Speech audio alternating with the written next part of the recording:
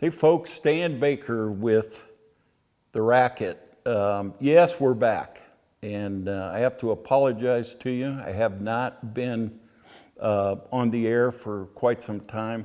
Probably, I don't know, about 4 or 5 months. I think April was our last video, and I'm sorry I had some health issues, and as you can see, I've lost about 50 pounds, and not because of illness, but because I got tired of carrying some weight around, and I decided to lose a few pounds and get healthy again.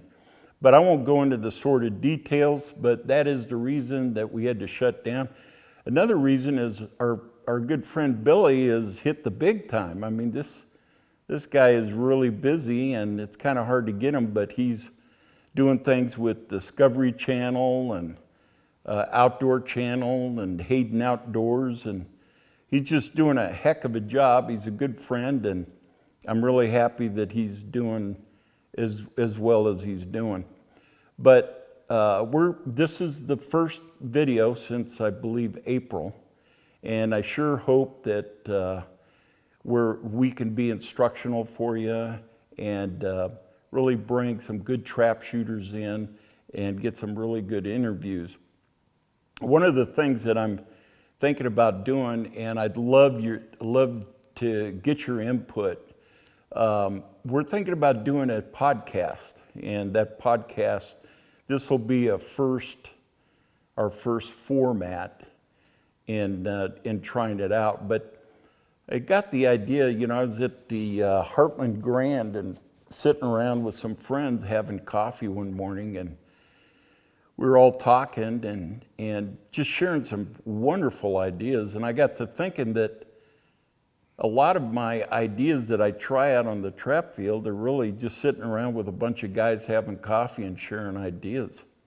And so I got the idea that, hey, maybe we can emulate that and do a podcast and just have a bunch of guys talking about what they tried, and if they're having trouble, how they fixed it, and what have you. So today will be the kickoff of what we call our podcast, and I really hope it helps you. I know it's over the last couple of years, it's really helped me in interviewing people. Number one, it makes me a better listener. Number two, I believe it makes me a better trap shooter because I try a lot of ideas and I get a lot of great ideas. One of the individuals I'd like to mention to you, take some time, because my shooting was struggling with the weight loss and what have you, my point of impact had changed. I was in a Wyoming shoot, and a good friend of mine, Britt Dalton, saw my pain, if you will. And I mean, I couldn't hit anything, and I was just really frustrated. And so Britt came over and felt my pain, and he said, hey, would you like for me to work with you? And I said, yeah. And he said, looks like you lost a little weight. I says, yes, I did. And he says, have you checked your point of impact? And I told him, no, I haven't. And he said, well, let me go ahead and name the gun, and let me see what how your eye's shooting and what have you, and how your figure eight looks. And so I did that, and he told me, he said, Stan, your eye is probably a good 2 inches off to the right, which was crazy. But what happened with my chubby cheeks, I'd set that comb over to the right and kind of forgot to bring it back a little bit. Just one of those small things that, I was probably shooting, no big deal. I was shooting maybe 3 feet to the right of the bird. So anyway, he caught that for me. We set it up. He reset my gun. I shot around. I felt much more comfortable. And so I invited him up to Racket after the shoot to work with me for a couple of days, which he did. And I can't say enough about Britt. He's a nice young man. He's a great shooter. I think most of you guys know him and have heard of him. But he took the time, to work with me, and he was which was very kind, and he didn't have to do that. And so he got me back and got my confidence back, and we shot in a few meets together. And so we're going to be shooting together probably at the Heartland Grand with Britt, and we're going to try and bring that to you. And I'll give you at least tell you the story about how we did and what have you. So today I have a special treat, a good friend of mine. He also works for me up here at the Racket, and he's my general manager, Steve Waldo. Yeah, and I know that's a real mouthful, all right? But it took me at least, I'd say 2 years, wouldn't you say, Steve? Somewhere around in there. To figure out how to pronounce that, But Steve is a good friend of mine. He takes care of everything up here at the Racket for me. And he also happens to be one of the top doubles shooter in the country. And I really don't think he gets the credit that is due him. Maybe it's because he's so remote up here, but I'm going to give him a little credit, a few accolades. But so I'm going to introduce him today. But before I do, I got to tell you the story on how I met Steve, because it's a screamer. And you know me, I'm a storyteller, so I'm going to tell you the story. So I'm shooting really well at a meet in Berthoud, Colorado. It's a small meet that we're at, but a lot of good shooters go there, so I really look forward to those shoots. And so I'm shooting handicap, and at that time I was still looking for my punch. I was at the 26-yard line, so I think really 26 and a half. So I was really looking for a punch and back to the fence. So I'm shooting really well in this round, and I think it was my second box on trap 1 that I was 25 straight going into the last post, and I shoot 1, so I was on 5. I got 4 down, and I missed the last bird. And I thought, well, just shake it off. 24 is good. Let's go get. And I had shot, I believe, at 24-25 on the first box. So I was shooting really well and thinking today's my day to get the punch. So I'm starting to walk over to the next trap, and this guy I never met in my life walks up to me, and he happens to be shooting in the same squad as I am. And he says, "Did you miss that last bird?" And I said, "Yeah, I did." And he goes, "You dummy." So what I did, I almost punched the guy. I mean, I'm going, "Are you kidding me? You can't be saying that to me while I'm shooting. I'm shooting around a trap, So I'm thinking, what an a-hole, So I go up to the next round. I says, well, I'm going to have to settle down and do the best I can. So the next box, I run them 25 straight. And so I went straight over to Steve, and I said, "I didn't miss the last one on that one, did I?" Really kind of, revenge-like. And but anyway, I finished the roundup. I think 98. Yeah, I think I shot a 98, and I got my punch, so I made it. And I didn't think too much about it. I said, that guy is an a-hole. But then I started thinking, a guy like that has probably got character, so I'm gonna get to know him. And so I walked up to him, and he was laughing about me missing. So he didn't mean anything, he was just joking around with me. And I found out we became really good friends. And I started thinking about that the other day. I think our country really needs to be more like that. You might have adversity in your life and people disagreeing with you, but if you take the time to get to know them, you kind of see the other side, and you'll actually make a friend. And I started thinking trap is a lot like that.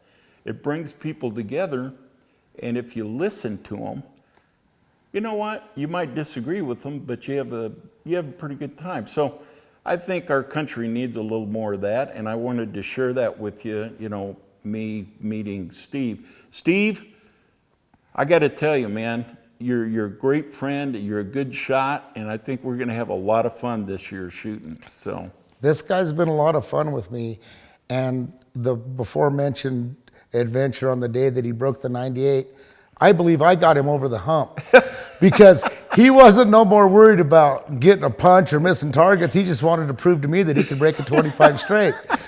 And believe it or not, in that round, I believe he beat me by more than 10 targets, and it embarrassed me. So the next round we went out and we shot doubles, and we shot on the same squad, and I reversed yeah, that's right. I reversed the award. He reversed it around. And actually, I had never formally met the guy. We'd heard a lot of rumors about him. My family and I had shot in Colorado for years. I'm third generation trap shooter from the state of Colorado. And afterwards, we were in the clubhouse and we were all joking about the rounds and everybody was figuring up the tallies. And I walked right up to him, put my hand out, introduced myself to him, and told him that it embarrassed me so bad in the handicap that I had to redeem myself in the doubles. And then that's when he had told me that he'd been watching the scores and he'd seen my name around. So he knew of me, but he didn't know me. Yeah. And you know what? Then from that point on, we started squadding together. But I got to tell you something about Steve is, how they tell you that you don't dwell on your losses. I mean, you focus on your winners. And this guy, the way, and I got to know him, the way he grew up, this guy has a photographic memory, and he can remember every loss he ever, it's incredible. He could tell you he was on the 173rd bird and dropped one, otherwise he's going to shoot at 200 straight. It's amazing. But he can do that. Most people, if you dwell on your losses, you're not going to shoot very well. But the way he was brought up, and I understand now that it works for him. But of course, I had to explain to you that we don't talk about the losses. I'm an Italian, and we grew up shooting together. I shot with my father, my uncles, and my cousins, and we let off steam like that. We always had inter-competition with ourselves, not even in the day's competition. So we were competing against each other. And so when somebody would get the best of the other one, they'd let them know it. And right. So you learn to dwell on the misses because you had to realize the mistake you made on that target. And most of the time it's mental. Well, see, one thing that you do really well is you're able to see what you did wrong, and it doesn't bother you to miss a bird. So you're able to say, okay, I was under it or over it, and I'm going to do so by you communicating it with other people, you really don't mean, hey, you're trying to sabotage anyone. It's just saying, well, I would shot, more to the right of the bird or whatever to hit the bird, and then you move on. And that's how you shoot. And the only way that I would know that about you is if, we communicated and, we became friends, and then I understood. And so I'm thinking there's so many angry people in this world today, like Democrats and Republicans and all that. If they would just take the time, maybe we need to get these people shooting more trap. What do you think? Well, there's so many do's and don'ts in the world, and it applies to trap shooting. Because in a perfect world, on a perfect day, everybody can go out and break every target they call for. But the longer you shoot trap, you're going to realize old Murphy's out there. Yeah. And he's out there to wreck you. And what can go wrong will go wrong, and it'll happen at the most inopportune time. So 95% of that, or even more of it's just mental. Yep. And staying in the game and doing what you were taught to do and not get sidetracked, because it just takes a split second of lost concentration and you get a goose egg, and some of the time it doesn't matter, But in some tournaments, it does. Yeah. And you know, I'm reading a great book called The Flow. And I'll get the author's name.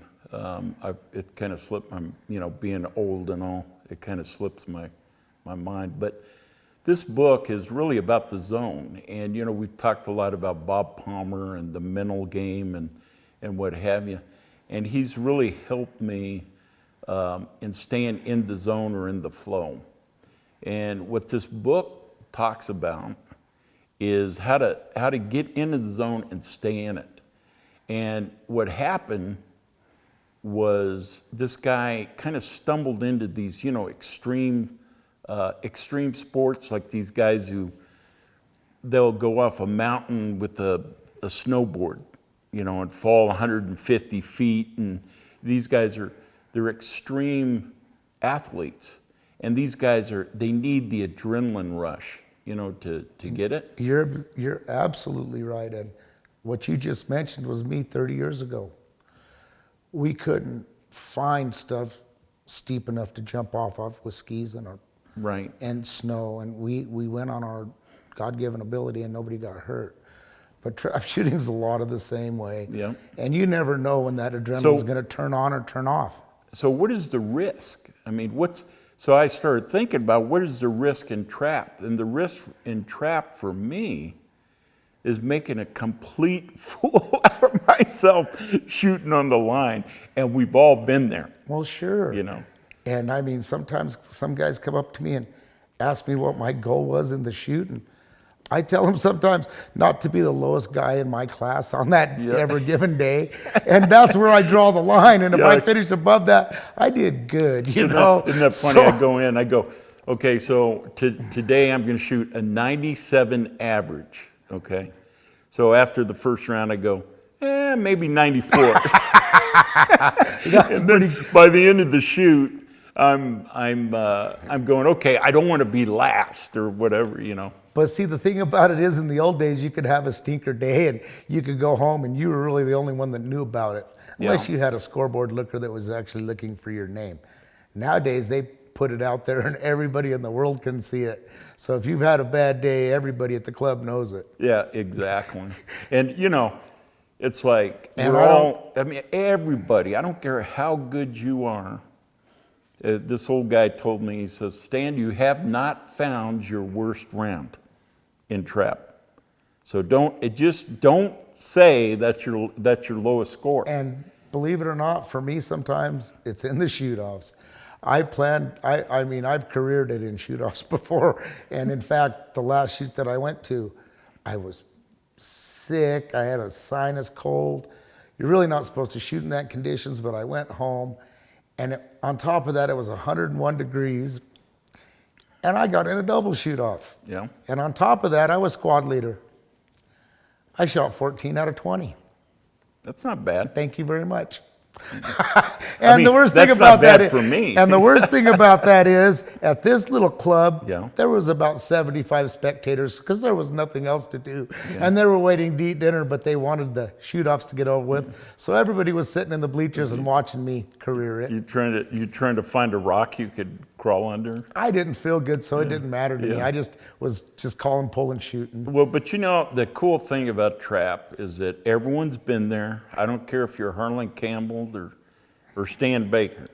You're going to shoot a really lousy score. There are days where you can't miss, and there are days when you can't hit a bird. You put the gun up and it feels like it's somebody else's. Yeah, and it's like Chinese. What am I doing here?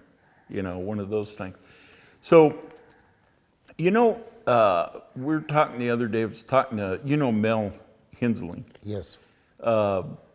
And we were talking about you, and you had a pretty good spring grand, or Grand American, my friend.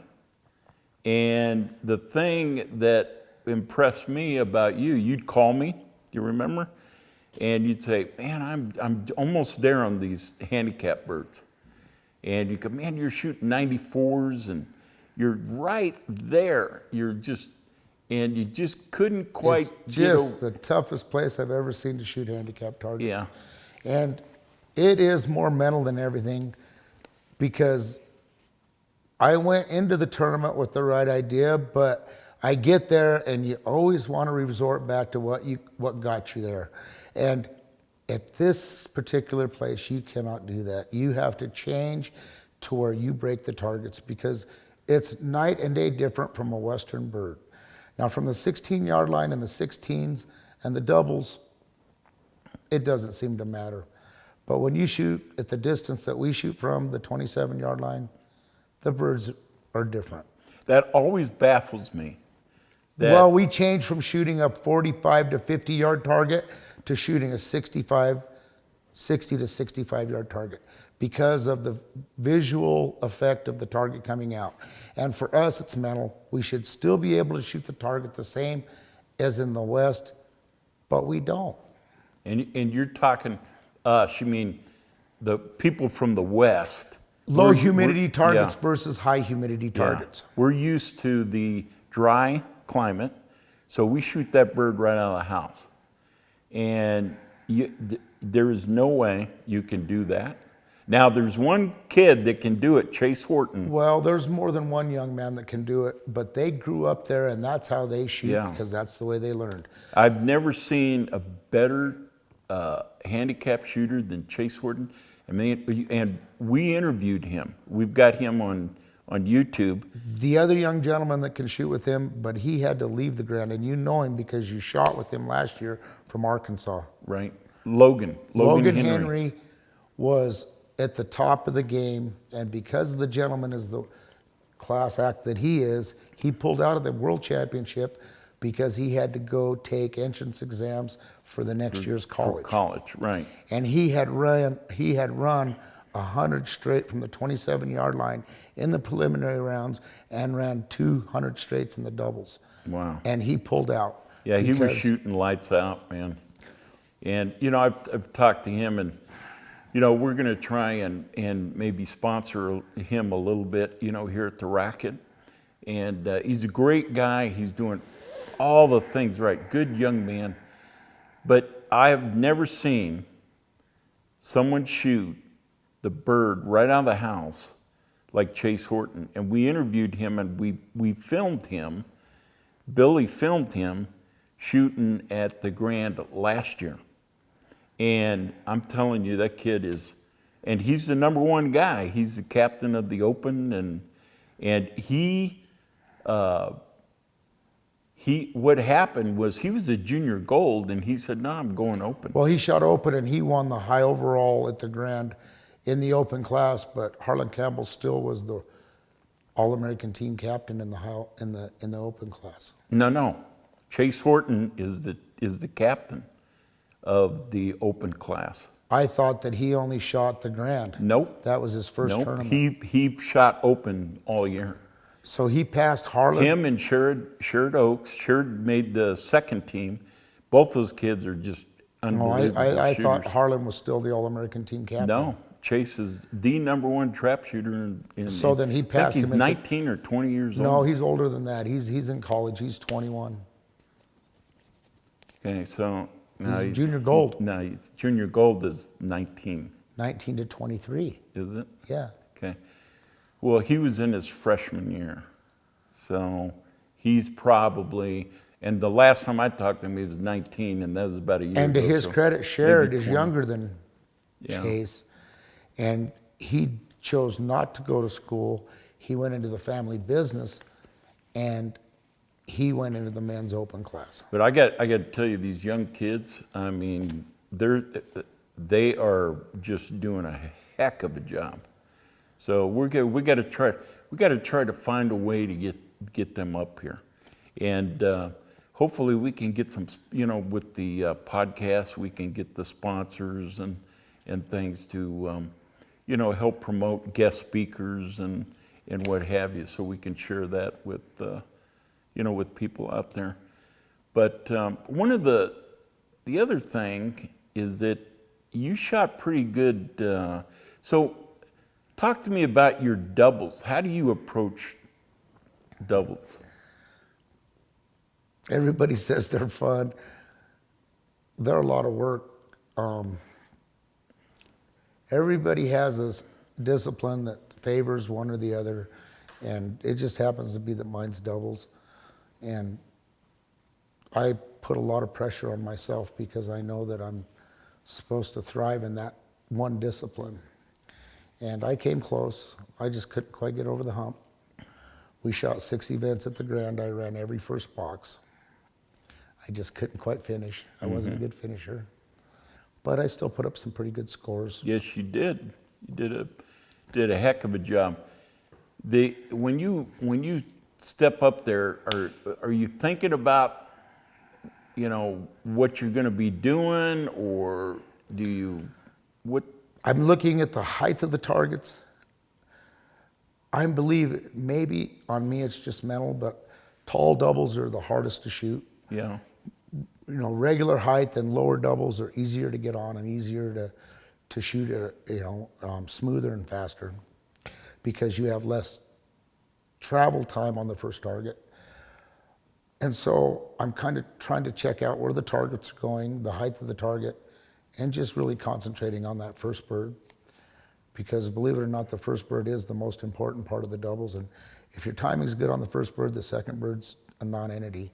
But if you're struggling with the first bird, you tend to forget about the second bird, and it can be a tough round. Yeah, you brought up a good point. It reminds me of Ricky Marshall.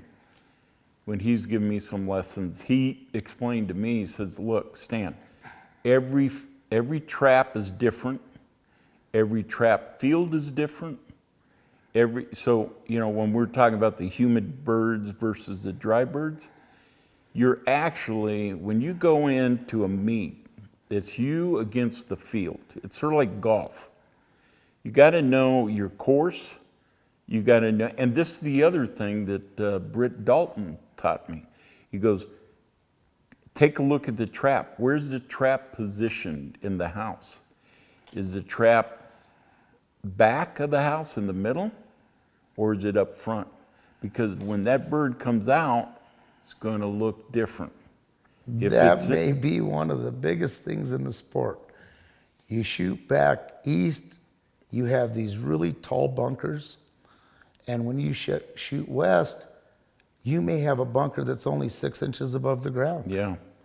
And so yes, it is. So you pretty much got to size it up. And then I've learned just recently that you can't, you know, I think we get caught up in this, you got to do the same thing every time, which is true.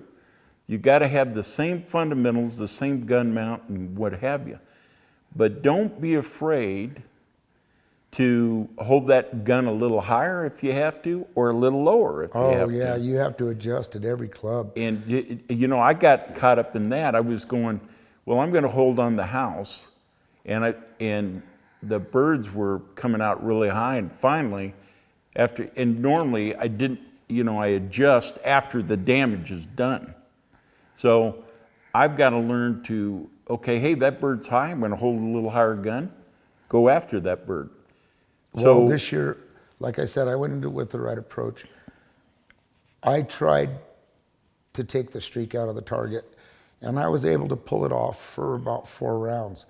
But as they got more aggressive with the targets on the championship Now, what do you rounds, mean by more aggressive? the speed of the target. Okay.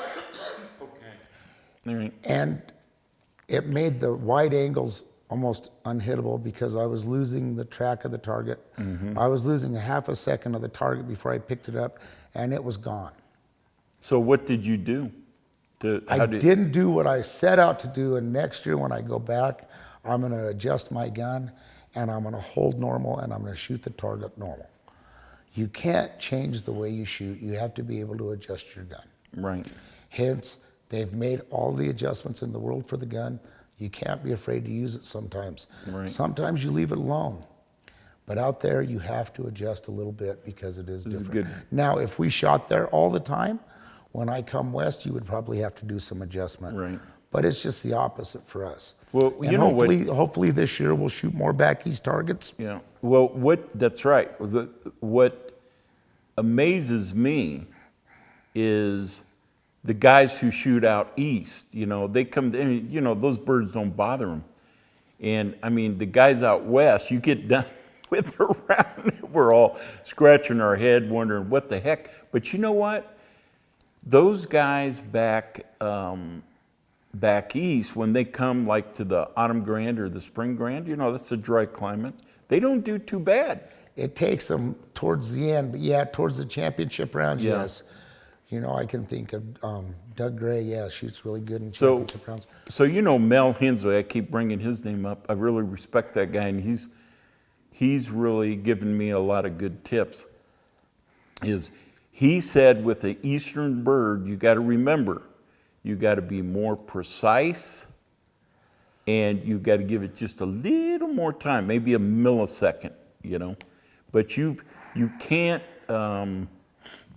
just throw the gun at it. You got to be looking at that bird, and you've got to be a little more precise. I do know this, when you do find the right spot, it's an easier way to shoot. Well, you were telling me, remember when you're shooting, you said these shooting handicap is like rifle shooting. Sometimes, and it's against everything that you were taught, yeah, you're just cherry picking. And, you know, that for whatever reason, one round I broke an 88 in the handicap, I went 19-19, and then I run the back 50. And running the back 50 was a lot easier than breaking the 19-19. And to me, at the time during the round, I didn't really change that much. Yeah. I just walked up to another house and it clicked. And when I was breaking them, it felt easy and the birds were breaking the way they were supposed to. When I was breaking the 19, my knees were knocking, I was hesitant. You know, you just do everything wrong, trying to compensate for your miss. Right. And instead of just... Well, one of my weaknesses, and I'm going to really try to improve on this, is that I was telling you before, I let the damage get done, and then, well, I'm out of it now, so then I adjust. Well, like, I'll give you an example. We were shooting in Wyoming, and you know, Wyoming had those squatty houses. You know, they were maybe 2.5 feet off the ground. You know, and I was holding a higher gun, and you know, kind of compensating for where I'm used to holding. And those birds flattened out. You remember? They flattened out, and I kept holding the higher gun, and I'd right over the top of them. I'd shoot over.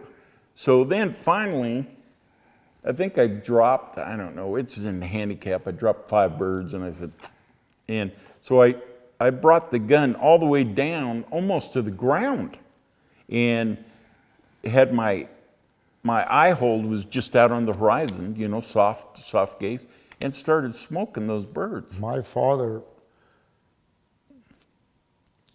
how do you put it? He drilled into my head over the years.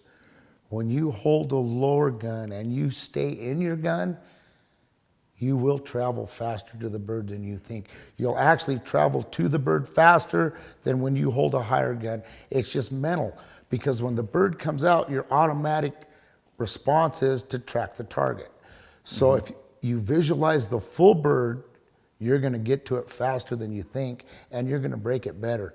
Instead of shooting the streak and you're chipping and chunking and not realizing what you're doing wrong, and most of it's just shooting too fast. Yeah, and the same deal on post 5 in handicap. You know, I don't know how many times I'd go to the corner. Bird it'd feel like the bird beat me. So you kind of panic and you just swing, you know. Well, the last day I says, hey, dummy, how about holding the gun out a little bit?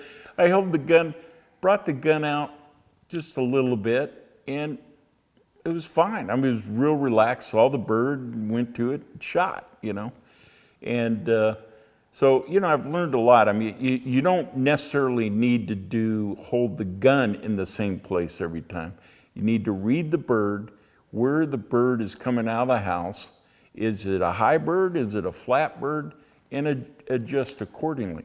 But you don't compromise your fundamentals. You can do the same gun mount and, you know, all that.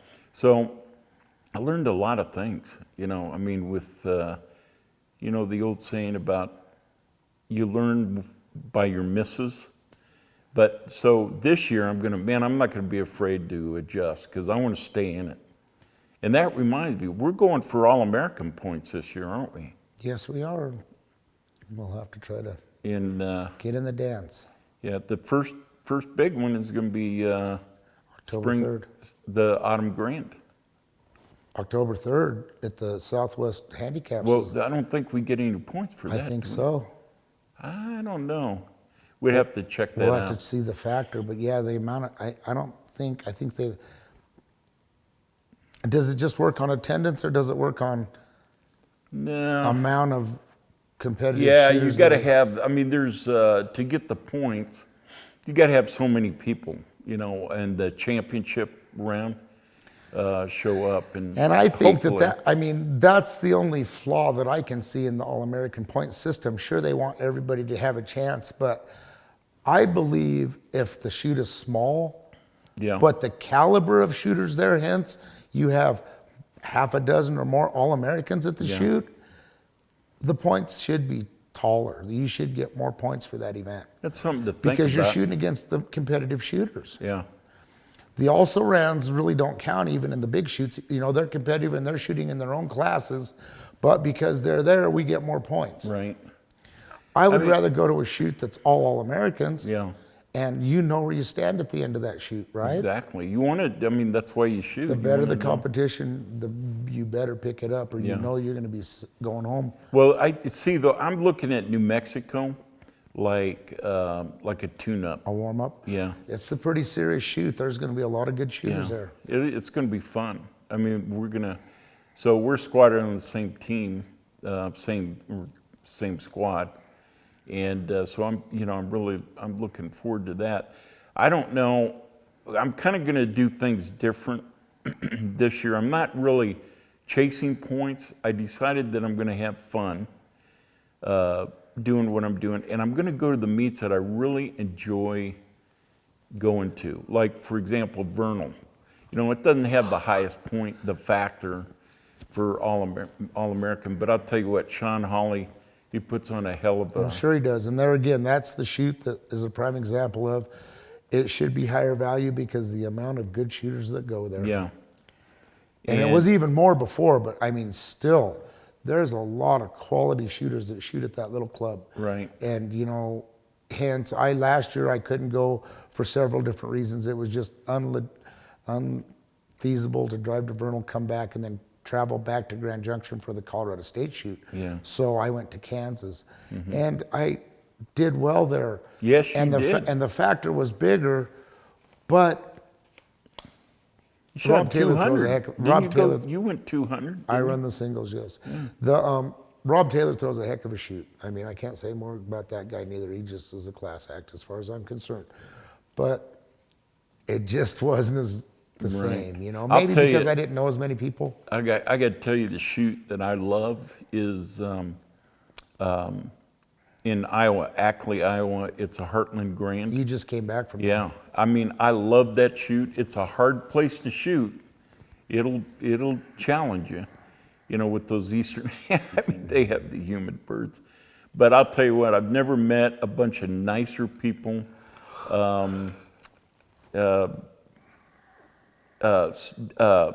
Dale Stockdale does he does a great job. And this is the first year they're moving the date. So we're gonna be able to shoot the Heartland Grand in this year again. So there's gonna actually be 2 Heartland Grands in 2020. So they're going to move it closer to Yep. the Grand? Yep. And so it'll be after the Grand American. So it'll be, and I believe it's after the Cardinal. So the cool thing about it It'll be is 3 if weeks you're in a- chasing, if you're adding your points up and you need a few, you can always go there.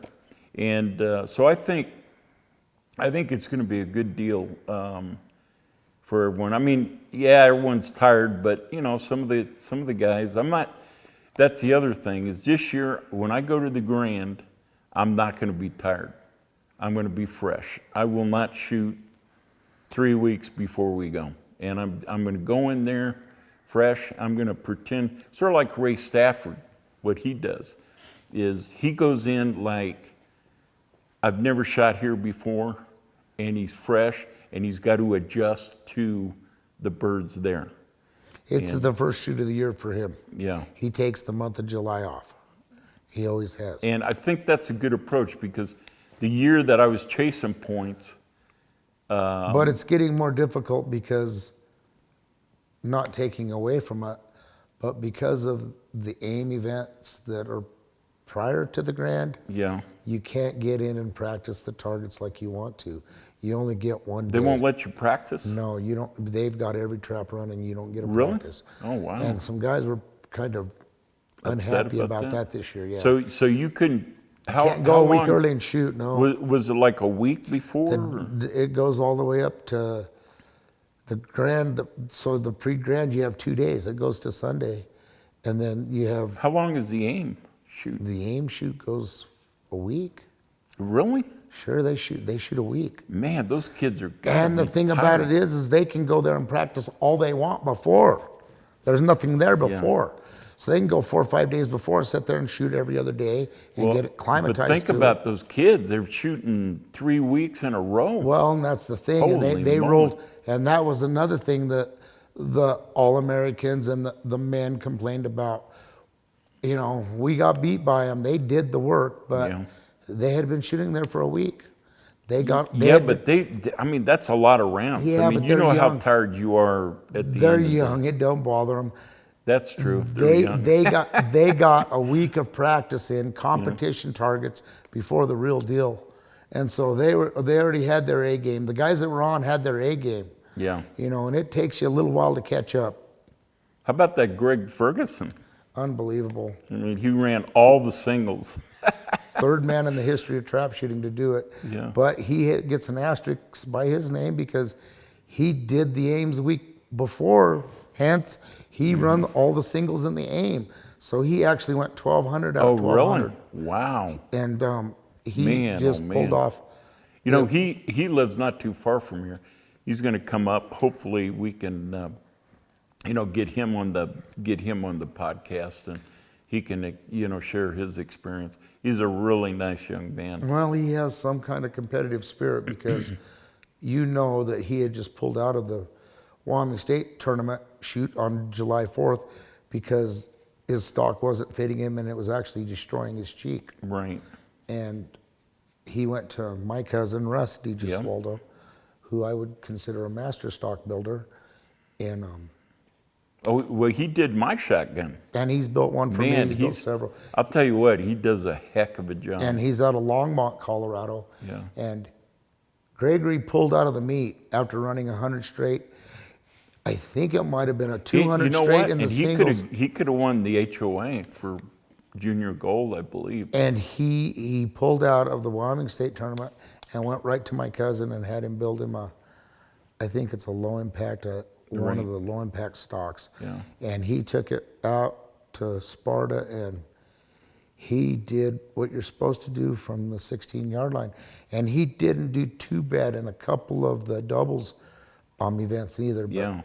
he had a hard time from the With the 27-yard line. handicap. I talked to him while he was shooting, I think it was AIM, and he said, I said, what'd you do in the handicap? And he said 90, and I said, well, that's not like you, because he normally shoots better. He goes, 90's okay here, let me tell you. But he was, Well, because they're just I'll tell you what, he's, in the West, if you're a good shot and you're on, there's really not much difference between the singles and the handicap. yeah. But in Sparta or anywhere back east, there's a big difference between the 16-yard line target and the 27-yard line target. I don't care what anybody says. Yeah. You can find them on the 16-yard line target. When you get on, they don't even look like they're moving. Right. In the doubles, when I was on, the targets looked like they were sitting still. There was a couple times that I was in them so much that you couldn't think that you could miss a target. The one thing with singles, it's amazing how my singles just were gone, and then all of a sudden they came back at the Heartland Grand. And what I did is I adjusted my hands just a little bit, and I was on so Mel Hensley gave me some tips because he said I was gripping the gun too hard on the forearm, and I was arm shooting. So I adjusted, so I just would lay the gun, you know, right in my palm, right? And I just couldn't quite get there, you know? And so when I was at the Heartland, I remembered all my life I shot a pump, you know? And so my forearm was always like this, and was always, you know? So I says, I'm gonna go down the practice field and adjust my arm back, and with the idea that, you know, you don't want a hard grip. And I mean, that was everything. I mean, it just all of a sudden, Well, isn't it funny how, you can hold that gun like a rock, as solid as you want. But you got to remember, when you call pull, you have to unspring. Yeah. You have to move with the gun. You can't lock. right. And that's what'll happen, is you'll lock and the bird will get out there and you'll bang and you'll shoot Yeah. a foot behind it. And then at the last second, you And you you're try to- behind it. Yeah, Instead jerk of it. locking it in, and when you see it move Right. with the target, and when you do that, that's when the target breaks the So best. what happens is I get a firm grip with my right hand, you know, a death grip, and then I kind of move my thumbs just to remind, stay loose there, you know. And boy, I'll tell you what, isn't it amazing how just a little thing like that? Yeah, you know, I can To get away. turn Sometimes around. I got to be solid. If I'm too loose, I do too many bad things, and especially in the doubles. Doubles Yeah. more so than everything. I'm so solid in that gun. I don't even want it to move a minute. But wouldn't you agree that singles and doubles, or singles and handicap is the apple, doubles is an orange? Well, yeah, because the main thing is in doubles, you know where the birds are going. Yeah. So You all you know. got to do is shoot them. And plus that, man, you can grip that gun and you go. Well, and like I say, but the You targets attack are- and, that's you know. and also that's the most excruciating, painful part of the game, is you know where they're going and you can't. Yeah. hit 'em. You're going, is there any That's BBs right. in the shells? Logically, you would say, well, I know where those birds are going every time, so it should be the easiest. But discipline. believe it or not, there's old Murphy, and the thing about it is light hurts a lot. But what hurts you more in trap shooting than anything is the speed of the target. Right. And if that target's not at a normal trap shooting adjusted speed, if it's too fast or if it's too slow, it makes a big difference. And you've got to Because be you're able. attuned to shooting the target where it's supposed to be, and if it's not there, you're not doing the right thing. That's right. Because you haven't adjusted to that, because you haven't seen it before. That's right. And so that's the main thing. And every club is different, and the fact that, you know, the depth perception is different. So One thing the that target might be set right, but you're not seeing it correctly. One thing that amazes me about, you know, like Ricky Marshall and Harlan and all those guys, they have the ability to slow any bird down they shoot. Sometimes. But there was one tournament that I was at this summer, and you were there too, where they didn't. And the machines were throwing the targets so difficult to hit that nobody could adjust to them. I sat there and watched a really good friend of mine, Dennis Pringleson, God bless his heart, he broke a 21 on the first round of the singles. And I was thinking, you got to be kidding me, right? And I walked up right after him, and I did the same thing. There was no adjusting to that knuckleball. Well, you know, So the hardest pitch in baseball to hit is what? I just said it. fastball. No, Curve? a knuckleball. Oh, knuckleball. That's right. Because Yeah, yeah, it's yeah. there and it's not there, but it still has the velocity. And so if the target's not spinning and they're throwing it whatever miles per hour, if it hits a dead spot, it's gone. Yeah. If the wind is blowing directly in it, it's always going to go to the same place. But if there's no You gotta- wind, that's worse, because You it's get- going to bounce you gotta all over the place. You got to sand those blades. And so that's what happened. It was there and it wasn't there. The other thing, remember we talked about this. I walked up there to that one. We won't mention where we were shooting, but The those speed of birds the were speed- hot. The speed of the target. And so we had our gun. We had the Striker 2.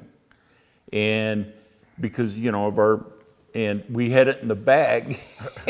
And I said, these birds are too hot. We had a 20-mile-an-hour headwind, and those birds were going every bit past the 51.5 yard And pin. So I said, guys, we need to slow these down, and there was some discussion about whether or not we knew what the hell we were talking about. And so they threw the bird, and and there's a fine line. I remember Sean Hawley came up there and says, hell yes, those are fast. Well, the prime example is the tournament that I just went to over Labor Day weekend, and it was the same thing. The first day we shot singles, and there was one good score out of 100 shooters. But then you look at the AA class, and there was maybe 4 scores in the 90s. Yeah. And guys that run long runs in the singles broke in the 80s.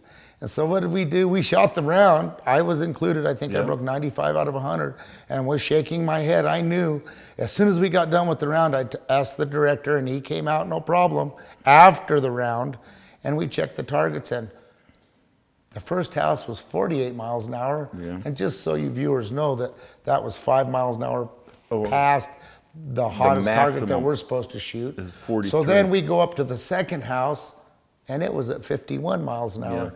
And they thought that they were messed up, so they went and got a different gun and came back, and the other gun said that it was 51 miles an hour. So then they started checking all the houses.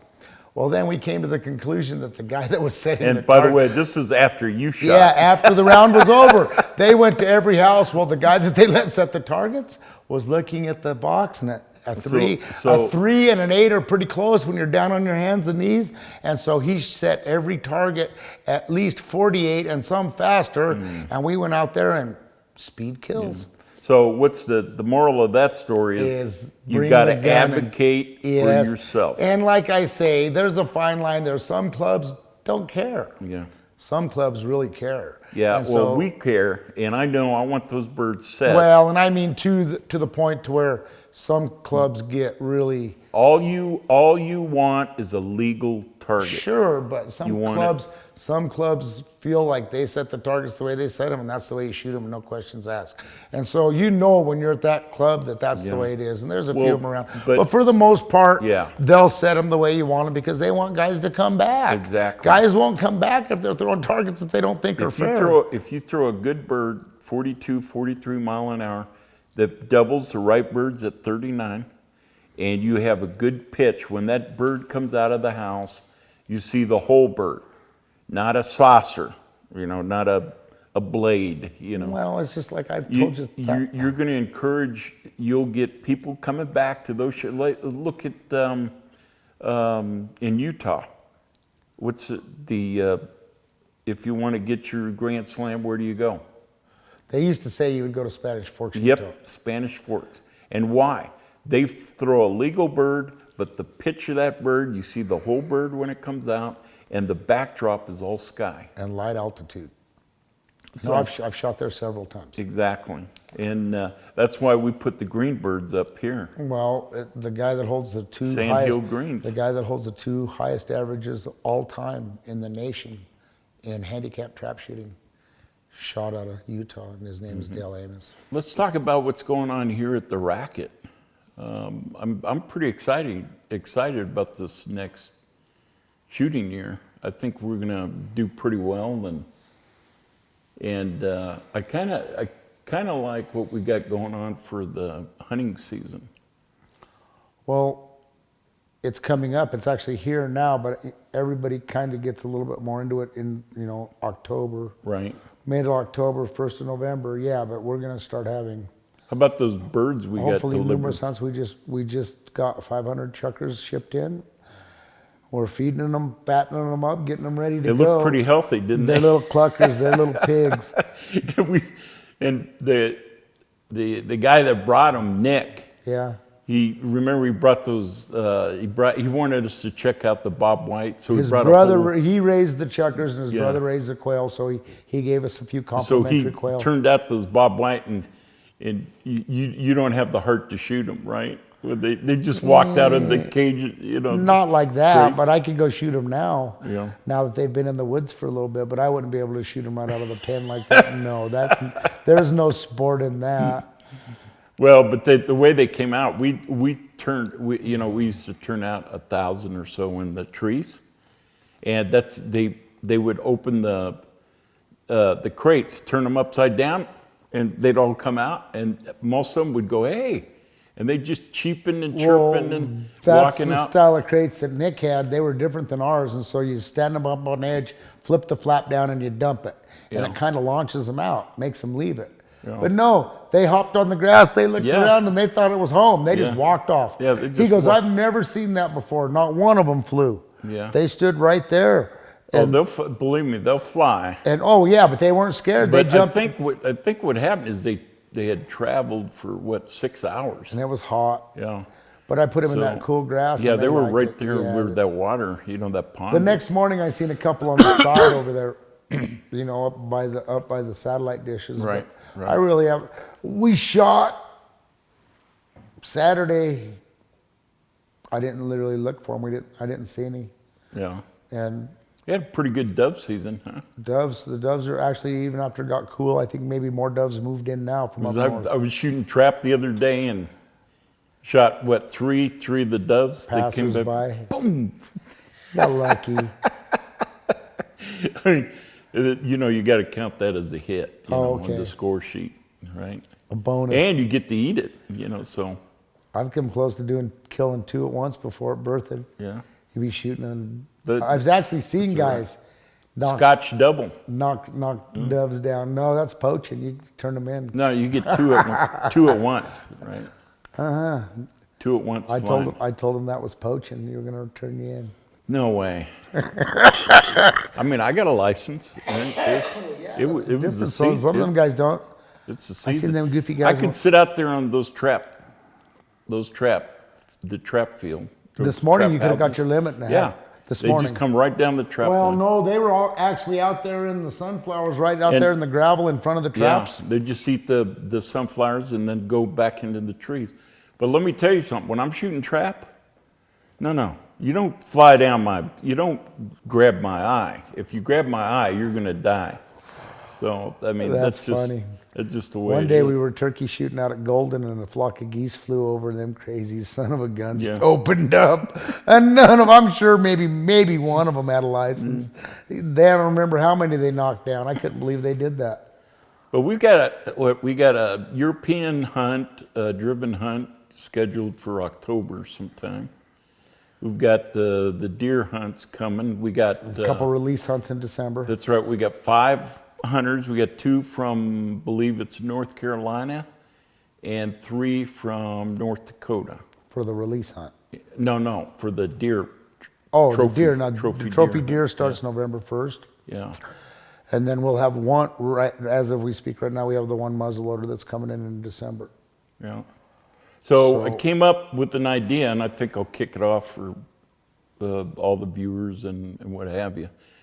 So next year we're going to do a contest, and really I'm going to call it the Racket singles, high singles, Racket high doubles, Racket high handicap.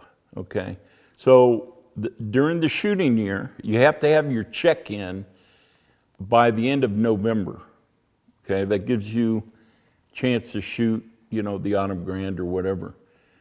But you've got to have the $25 you send to Racket, and they got to make sure that their name, their email and address and the whole bit is included. So the high average for the shooting year of 2020, who mails a check in by the end of November, will win a trophy deer hunt. Next year, 2020. Yeah, in 2021. Right? Now, and then when you were talking about, we were kind of kicking it around earlier off camera, we're going to have to go with a little bit higher amounts of birds. Doubles 1,000, singles probably 2,000 and 1,500 handicap. Okay, so And that's even less than the national averages have to be. So you've got to have at least 1,000 singles, I'd say 2,000 singles. singles. That's 20. That's 20 meets. Now we're talking about giving something away. Yeah. That it's got to be, they've got to in the nationals it's 3,000. So But we're does coming. In the nationals, it's 3,000. So we're coming off 1,000 off the nationals. Yeah. So in order to get But, you know, qualified for any of the accolades in the All-American point standing, you can make all the points in the world. But if you don't have the targets in the calendar year, you're out the door. You have to have 3,000 singles, 2,500 handicap, and 1,500 doubles. So if we come in at 1,000 doubles, 2,000 singles, and 1,500 handicap, we're not even close to being what the national average is. okay. And, you know, so you know, we're not just going to give it to them. well, I don't, the way I want to do it, I want to encourage the up and coming shooters That's too. all right, though. You know, so 10 meets a year, do you think? Yeah, because yes, no problem, because they shoot so much anymore. 10 meets a year, it's like you and I. You and I could do that in 6 meets. Okay, so because we go to tournaments that you're going to shoot 1,800 targets in 5 days. yeah. So so you're saying 2,000 singles, 1,500 doubles, No, 1,500 handicap 1,500 handicap, and 1,000. and 1,000 doubles. That's the requirements to get on the state teams. Okay. Any of the state teams, Right. not national teams, but the state team, that's the credentials to get on the Okay, state teams. 2,000 singles, 1,500 handicap, and 1,000 doubles. Yep. Okay, so each one will have a plaque, a trophy plaque with the name and the year, and they will win a trophy deer hunt. And So you just know what kind of deer we have. Oh, right? yeah, it's going to be great. So just to put it in perspective, what we just talked about, Yeah. you and I can do that in 3 tournaments. In 3 tournaments, we're going to get that many targets. So in the fall grand, the spring grand, and whatever else, vernal, any one of the big state shoots, you're going to get that many targets. We're not Well, eligible. I know, I understand that, but what I'm saying is just to put it in perspective, the way you and I shoot, we can get that amount of targets in three events. Yeah. So I don't think that's that much to ask of anybody nationally Right. to come up here, because we're giving away a $5,000 Right. hunt. And so here's the deal, is that if you win high singles, doubles, or handicap, you come up the hunt, and we're going to put you on the podcast, because we want you to share what it is that makes you successful at that discipline. And we'll probably want to film you shooting, and you can talk a little bit about, you know, how you do things. And Are we and going to we'll have share. to do this like we did in Colorado? And when they come out, we know they're shotgun shooters, but we got to put a rifle in their hand and make sure that they know how to shoot a target before we put them in the field. Yeah, maybe we'll let them sight the rifle in, and we'll It's see just what- like anybody else. Whenever I was a guide, you know, we bring them up. First thing we do is, once they, you know, because their weapons were Yeah. separate from them, they get their guns. We take them out to the range, and the first thing I would do would be watching the person and how they were treating their weapon, and how accustomed to that weapon that they were. Mm-hmm. You know, shotgun shooters are shotgun shooters, hunters are hunters. You know, a lot of it's not Or always the same. But most of us grew up hunting, so I mean, I grew up hunting. I've only been shooting trap for this is the 4th year. Yeah, And but I your know how to background shoot a was from the rifle, time you so- were little, though. Yeah. You was shooting a shotgun at birds when you were Yeah, 8, when I 9 was years old. 9 years old, yeah. So let me ask you: have you seen the twins around? I seen them one more. There's 3, and we're calling them the twins. We have a couple bucks that are probably 3 to They're- 4 I mean, years they're old, and pretty- they're keepers. Oh man, Either one of them, someone would be proud to shoot. I drove in the other day, and I look over and I see this. And he's tall. Yeah. Yeah. They're at least 2 foot above his head, and they're in the 30-inch class. Yeah. And then they got one that's with them, and he's a little scruffy. He's a little management buck. But no, there's 2 of them right there. And then I've been seeing whitetails everywhere. We took a ride up. Yeah, we definitely have to thin the whitetail out. We took a ride up on the Bennett the other day, and I mean, all of a sudden I saw a flash, and then I saw the head, and we had to sit there and watch them for about 100 yards. When they got up on the hillside, you could see their whole body, because they were in the grass so tall you couldn't even see nothing but their heads. Yeah. And it was $3. They were down there on the north pond, and We've then got- we curled around and we saw another one, all bucks, another buck trailing off towards Crescent Lake. Yeah. You know, right there on the refuge on that end. Well, And, over on the North Ranch, I mean, we've got trail cams out, and I mean, there are just Probably too many whitetail. We probably need to. When thin are we them going out to get this some of year. those downloads? Are they giving them to you? Yeah, we'll get some pictures. You need and to what get have them you. up so we can start looking Put at them that a on little the. bit. We'll put them on the website. Well, I want to see the times. Yeah. I don't really care about looking at even how big the deer are, but Yeah. I want to know what times they're going to where they got probably in the snow peas. they're Maybe pretty- maybe later on we should maybe put a camera on the snow peas Yeah, there's cameras up there right now. right now. Yeah. Because like I So- say, I've been seeing just tons of bucks. I haven't seen as many does and fawns as I seen last year, but I've seen a lot of bucks. Yeah. And turkeys, the turkeys did real well. Pheasants done really well. I saw several families of pheasants. I don't know if it was from the wild ones or Yeah. from ones that we released that got Well, away. they're wild. I mean, we have 4 generations now. We turned out probably in 4 years, I'm gonna say close to 40,000 birds. And so we're So we're- something is gonna they're nest generating, and- and I know, and I see. I've Yeah. seen little families of pheasants, and I've Yeah. seen little families of turkeys with the hen Right.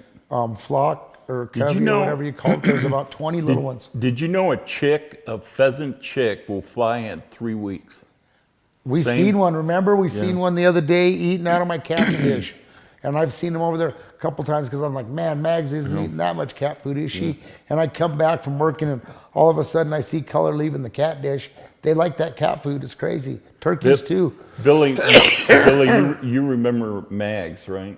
She's still alive, and she is fatter than a hog, and she'll sit there and watch the turkeys and the pheasant eat out of her dish now, and because he's got her so fat that she doesn't have to eat anything. Yeah, but I mean, that cat's worth her weight in gold. I don't care if you think she's fat, she can move. How's the bunkhouse coming? Bunkhouse, it's here and there. We started remodeling the basement Yeah. in April, but it We've goes, got that. it goes forward and back. The house just behind him. So we got 3 bedrooms there, 1,700 square feet, and then so we took the stairs out and going down to the basement to walk out. Remember where we used to keep all the clay pigeons? And so he's finished that into 3 bedrooms. So it's, I've got it. we've got the I have a day left in the suspended ceiling in the living room. I've got all the grid up. I just have to put the track. And I have maybe a day of hanging the doors, and then we're at a standstill. so we got 1,700 square feet. More, up and down. 1,800. It's 1,800. It's So 30 by it's, 60. It's big. It's a big So we house. built 3 big basements, or 3 big basements, 3 big bedrooms in the basement, plus a grand living area. It could be a conference center. It'll be a good place if we have any Yeah. corporate, people coming up. They can get together. Yeah, I'm psyched. If we do invitational, I'm thinking about doing an invitational And shoot. so that's where we're at. We're at that stage. We have the tile for the floor, but we haven't, where we just have Haven't to put it in yet. It's go on forward. hold. That'll be the next phase. Yeah. And then so Wayne's coating tile and paint after I get the suspended then ceiling in. Do just a small amount of work in the We're ready to hunt. bathroom, and she's good to go. The dogs sure want to hunt. Yeah. Those dogs are. They're. We had. Was that one year we had 4? We've got 4 German short hairs, 5. If you count yours, you If count you love count bugs. love bugs. We got love bugs, we got Dave, we got sea bass, we've got Libby and Dory. And 3 of those dogs made nationals.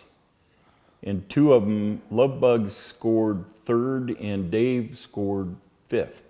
And sea bass would have done probably 2nd or But the trainer was a 4th. dummy, huh? yeah. The but trainer unfortunately, missed. the guy who has to Gee shoot the whiz. birds missed the birds. And so it counted So against the dog. So the yeah. score went against went against them. But That sucks. but we're proud of the dogs, and gosh, They're raring to go. They run 2 to 3 miles a day, and Yeah. they're raring to go. you work them pretty good, don't you? Every single day, those dogs get exercise, whether I want to or not. Kind of makes me want to go out there and turn some of those chuckers loose. We might have to this afternoon or in the Mm. morning. Break out the column bear. Yeah. Oh yeah, that's just calm. I'm I'm ready. So we got this column bear. Explain to him what it is. Yeah, so the column bear is it's a pigeon thrower. So it looks like a clay pigeon thrower, you know, a hand deal where you just cock it. But instead of a blade, it's got a PVC pipe about yay around. And so you cock this thing, and it's like a mortar. You know, you put the Potato launcher. You put the bird head first at the top of the pipe. And when you release it, it flings it all the way, so it goes through the pipe and up in the air. And that bird will get thrown, what, 30 feet or so? 30, 40 feet, and then it realizes I've got to fly. And then the look, the look on the face of the bird is like, what in the heck? You know, so we throw, it kind of takes the place of pigeons. And the idea is that, you know, you start at the 23-yard line, and you got to shoot them with 7.5s. And then if anybody's ever shot a chuck or a red leg, you know the skin is really tough. You got to hit them pretty So good. you got to roll them. So the game is we don't have a fence, but when you hit the bird, it's got to roll. It's got to hit the ground hard, and that's counted as a hit. That's counted as a meat in the pot. Yeah, so then you got to move back, and you know, so the game goes on and on. Of course, there's a lot of birds that get away. And Not when we put the dogs so we on keep dog boxes, and then after the contest is over, we turn the dogs out, and everyone loves to, you know, follow the dogs, clean and they up the start misses. going on point and picking up birds, and you know the cleanup, and everyone. We were with that group. There were 5 guys. We did that. So we did a little contest. And then we went up, did the driven hunt, and they were doing the field hunt. And I said, so you guys, the next day, what do you guys want to do? They go, well, we kind of like that game that you play with the column bear, you know. So Sure it is. It's that much fun. Yeah. Well, and see, this is what you didn't explain to him. In Spain, the column bear is actually an individual. Yeah. And they stand there and they throw the bird, and they can make that bird Right. do all kinds of stuff. This is the American imitation of the real true sport. Right. So the column bear needs to read the shooter. So he knows what your weakness is, right? So they'll take the pigeon and they'll actually pull the feathers out of the right wing, or To make them fly to a make them certain fly way, yeah. into your weakness. And they have a line that's 30 feet. I think it's 16 feet, 16. And so that guy throws that bird like a discus. He's And got an he extension whips on it his around. arm. He whips it around and he throws that bird, and it's got to clear the line before you shoot it. And then it's all holes barred, huh? Yeah. No holes barred. Yeah, and there's some pretty good money going on those kind. Oh, well, it's all Hey, in what the about top. our Halise shoots and things? That mean, was the is only that thing I a haven't- kick or That what? is the only thing I haven't mentioned. Yeah, in fact, we have to go out and do it because we haven't spun them up in a little while. Yeah, you got to oil those machines up. Well, I greased them. They're ready to Get go. going. You don't have to oil them. You just got to put grease on the. We had we've got a fence. It's what is about 50, 26, and 21, 47 meters From the from point the of- shooter. From the visual point. Yeah. So it's 26 to the box, and we got 5 boxes, and then in front of the box is 21 meters is the fence. So you got 21 meters to hit the bird has to plastic separate. bird with the wing, knock that white ring off, and it's got to land in the ring. Synthetic version of live pigeons. The only difference between live pigeons is if the bird releases and bounces over in Halise, it's still a dead target. If the bird goes over that fence, though, the And- real bird, it's a loss. Yeah, when it's live pigeons, if it crawls out, it's a loss. Yeah, but if in Halise, if it hits Bounces, inside yes. and then bounces over, Because then it's obviously the plastic still has a little dead- bit of yeah, buoyancy to it, so it bounces. Still a dead bird. But yeah, I get a kick out of that, and that's kind of addicting, isn't it? I get a kick. You get 2 shots, it's fun. You can I start- use a lot of these guys use a flat gun. I mean, I like my trap gun. I can't. Well, I guess it's there again. You just see it and Ricky shoot it. Mine shot a gun that was 60-40, Yeah. flat as an arrow with the cheek all the way down. Looked like an old Model 12 with a old English stock, or Yeah, he's like the they best. used to the old trap guns that had old English stocks. They were not Monte Carlos. They were like field stocks. Right. And then Ray Stafford and Dan Benias were the ones that made everything lift your head. So you lift your head up so you're looking parallel instead of down. Well, you know, Rick Mine is the best. I mean, he's pretty darn good. He got $1 from me. Yeah. He made it, and he put it in his wallet. He made me sign it. He Yeah, made you mean the dollar you have buried in a coffee can out in the backyard? Yeah, the first that was one it. you ever made. That was it. You got that, man. I got to tell. I'm gonna make him a trophy. It hurt. That's what I miss most about you. See, you used to give me $1 or $2, but now you're too scared. When we first started shooting, Hey, we'd go. now remember the last time I got to We'd you. go $1 $1 a bird. or $1 a bird for the tournament. Now you used to just clean my clock. Huh? You got me in the doubles in one round. Yeah, kidding. And then you quit. That's like, I mean, that's unusual to get was you in happy. the doubles. Everybody misses, and some days you don't feel good. But I'll tell you what, we have a great time out there, don't we? Some days when you try So what do hard, you think? can't We're break going to nothing. shoot in Cheyenne this Sunday, aren't we? Sunday over the hill. They're actually shooting Saturday in Laramie. Did you know that? No, I didn't know It's that. the over the hill shoot. Well, They're the shooting- over hill shoot is in Cheyenne. They don't call it the over the hill shoot for nothing. Saturday they're shooting. He's a newbie.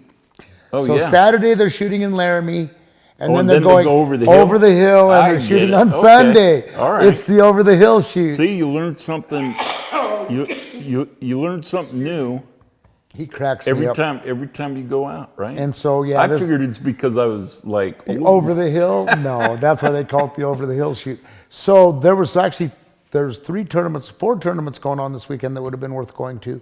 So they have the Colorado Zone shoots going on in shoot. 2 sites in Isaac Walton and Colorado Springs, and then Grand Junction Crap Club. Right. They're going to have the simultaneous or telecast zone for Colorado. And That's then nice. we've got the over the hill shoot in Laramie and Cheyenne this weekend. That's where if we go buck a bird. And then Rapid City starts tomorrow. Are you scared?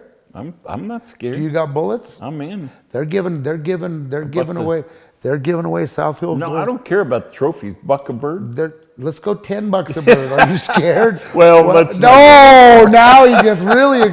He's got a lot of money, but he don't want to get too bold. Yeah, but you know, it's Look, like, he you know, turned a when little you're playing red. with the ego. How come you blushed? Remember that one time we were at was it the Spring Grand? I owed you like $21 by the time the whole meeting. And he was bowed over. out. I mean, jeez. And the thing about it was he was murdering me in the singles. That was back when I used to have to shoot to beat him in the singles. Oh, I got to tell him I got to tell the story about. They call me No Choke Baker. Oh my goodness. Okay. I was a So witness. was it the Spring Grand last year, right? It was the Fall Grand. Fall Grand. So I go out there and I'm going to shoot the championship singles For doubles preliminary weekend, for it was prelim, it and was then I'm the- going to shoot the rest of the meet. So I get there, man. I'm all ready. Everything's good. I run 100. No, you missed In the the first single. bird out. Did I? So I shot a 99. And then you run 100. You missed the first bird No, I out. thought I shot a 100. No, you broke a 9,900. Okay, first bird out, then boy, that's a hard way of doing it. Yeah, I know. So that's even worse, you know. So I'm in a shoot off for the championship. It's Of me the- and Jerry Williams. There was about 5 of you. No, there was Jerry Williams and somebody else. And so we go up, and man, I'm ready. You know, I'm on 5. I think they put me on Jerry was leader. Whoever else was in the middle, 2, and you were 4, on and 5. 5. I was Okay. sitting right there with So Art the first Payton. bird out, I boom, man, get on that thing and boom, miss, lost. It just keeps going. And I'm going, what? There's no way, you know. So I go, yeah, I can't, man. And I'm shooting the rest of the birds, and I'm thinking, man, I'm not smoking these birds, you know. So I go over to one. So the first station I go over, I got a tow deal, you know, that you put your gun on. So I go down and my gun's kind of short, and I look and I go, I don't have a choke. so And I was sitting back there on the bench because I missed about 7 targets that day, and we were all chuckling it up. Vogel was there, Dan Art Vogel, Payton. yeah. And the first thing Art They're said just- was, "When the wheels fall off, Stevie, the wheels fall off." Yeah. In his accent, and we Oh, didn't know that he oh, didn't they have a did. choke. So I reached. We couldn't figure out looked what was going on. I looked down the line, and Jerry looks at me, and I go, "Hey, would you guys mind if I go get my choke?" I was already down 2 birds, and I mean within the first 5, First 6 5 or targets, 6 yeah. target. And so they said, "You don't have your choke?" I said, "No." So I went over, and I was all flustered. Looking in I the was, buggy. man, going into this thing, I was ready. I wasn't nervous. I really felt like, I had a handle on things. So I go to my case, and I'm going, I can't find it. I went over there with you. I was there. And I'm going, I can't find the choke. So I just, the hell with it. I'm down 2 or 3 birds, whatever it was. I shot a 22, and I said, I'll just shoot it out. Hell, I'm out anyway. So I go back and I said, "You guys, we'll just go ahead and shoot. Sorry, I can't find it." So I wound up shooting that cylinder or open choke or whatever it was. And now it's no choke baker. And so now they call me No Choke Baker. So. And I was a witness to the whole thing. So let's hope next time. And then I went back, and there it was. The choke was right there in the case. You need to get a Sharpie, whatever the brightest color there is, and and put full on this one, and then change colors and put. So Remember, you did the same thing the other day, looking for your eye mod, and it was in the case. It was right there. I couldn't, because I can't see that good. I can't see the eye. And I was standing right there, not just thought it was a believing you, and mod, I didn't look at him. Yeah. So I was just as dumb, but I didn't look at him. And you told me it's not there, when it was there the whole time. So don't you think trap? Is that? All that is mental errors, It's just you got to be prepared. You got to think of the details and all that. But gosh, I got to tell you, man, I had a whole lot of fun, and Jerry was really gracious about it. We talked about it later, but we thought it was I thought hilarious. that was funny. Like I say, I was sitting there with all the guys that these guys beat us, and we were all back there watching them shoot off. And all of a sudden he starts missing, And like I said, already just the first words out of his mouth, "When the wheels fall off, the wheels fall off," because he thought he was missing. And we were all going, we couldn't figure out what the heck. Boy, He didn't have a beer, did he? Maybe he's off his meds. And then he told us he didn't have a choke too. My meds. Well, anyway, I had a great time, and actually, I didn't shoot that well that whole meet. Well, but don't feel bad. I tend to pull my best moves in the shoot-offs too. The moral of that story is make sure you're prepared. But there's all kinds of stories out there like that. So, you got anything else to talk about before we close this thing down, or? Not right off the top of my head, but I think mainly is that we just want people to come up here and enjoy this place. And once you come up here, I promise you that you're not going to want to leave. Yep. So the whole idea behind what we're doing is, if you come up and you want to do a clinic, we'll do a clinic. And, we're not going to charge you a dime. I don't charge anyone any money for ideas. I don't feel as if I've been shooting long enough. I think I shoot good. I think I'm qualified to at least share ideas and try new ideas and share them with you. So that's what we encourage. We want people to come up and spend a couple days with us, shoot. If you got problems, we'll sure help you out. Oh, that reminds me, I got the new the Garmin FS1 trap trainer, which is incredible. So, and we're gonna do a whole video just on the Garmin. But you set that bad boy up in front of you. It's a box, probably weighs maybe 6 ounces, and you shoot, and it's good for handicap especially.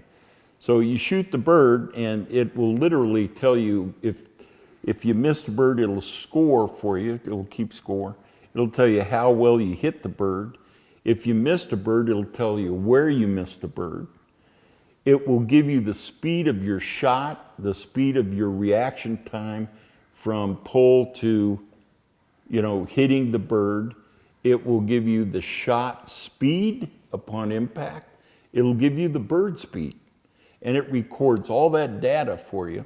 So we think it's going to be a tremendous tool. Distance too, right? Distance, Yes. distance and traveled. and the distance at which you're hitting that bird at, which is a real shocker. Sure it is. For you guys who are shooting handicap who think you're hitting that bird at 42 yards. It's a And it shocker. also works for live game, doesn't it? If I'm not mistaken, does it also work for ducks and geese? Well, it I thought that's can, what it but was designed for. It's designed for a trap trainer, because you set it, you got to put an arrow on at what point on the house you're holding. And then when you move, you can move stations. You take it with you, you set it on where you're shooting from the house. Now you have the practice mode in it, and then you have the tournament mode.